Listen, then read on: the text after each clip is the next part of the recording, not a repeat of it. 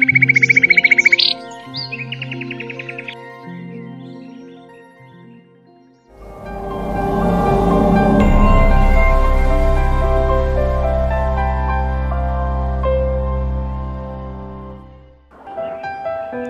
बंधुगण, घर वैद्य चैनल समस्त दर्शक मानक स्वागत। आज आम आयुर्वेदर एक गुरुत्वपूर्ण नियम विषय जानिबा, जहाको त्रिदोष नियम कहती। त्रिदोष कौन? आयुर्वेद अनुसार त्रिदोष कहले आम शरीर को संतुलित करी रखुथिबा वात, पित्त और कफ को बुझाए, जहाँकि शरीर जीवन प्रक्रिया को नियंत्रण करी रखि थाए। त्रिर अर्थ हेउची तीन, दोषर अर्थ हेउची एमिति गुण जहाँ संतुलित रहिले सुस्थता एवं असंतुलित हेले रोग उत्पन्न होइथाए। प्रथमे जेमिति वात। वात दोष वायु एवं आकाश तत्व गठित एक एनर्जी अटे।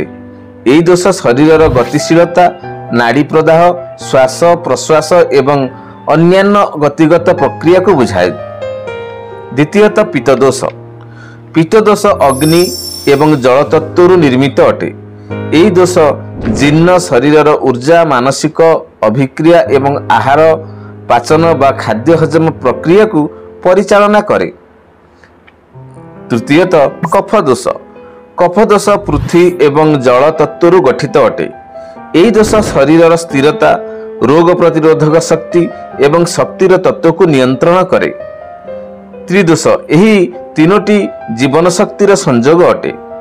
एथिरो कौनसी गोटिए अधिक बा कम हेले आम शरीर स्वास्थ्य उपरे प्रभाव पड़ी थाए।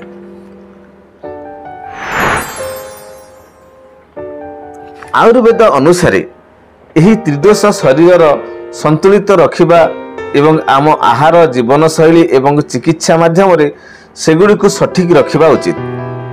तेबे आमे जानिले जे वात, पित्त एवं कफ दोषरु आम शरीर रोग सृष्टि होई थाए। यही तीनोटी दोष को नियंत्रण करि पारले शरीर सुस्थ रही पारिबो। तेबे शरीर रे देखा जाउथिबा समस्त प्रकार रोग को आयुर्वेद उपचार बा चिकित्सा माध्यम रे अति सहज रे भल करा जाई पारिबो।